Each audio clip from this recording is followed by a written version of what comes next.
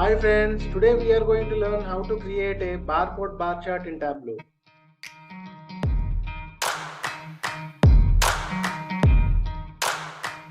So let's jump right in. For that, we are going to take region into the view first.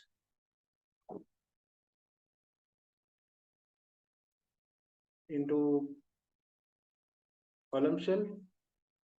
We'll bring into the row shelf and sales onto the column shelf. So by default, we got the bar chart. We are going to create barcode bar chart with respect to the customer name. For that, I am bringing customer name into the details.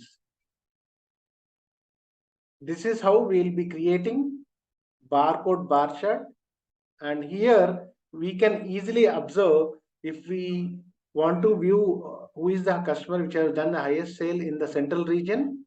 We can easily observe here, and if we are going to replace this region with year of order date,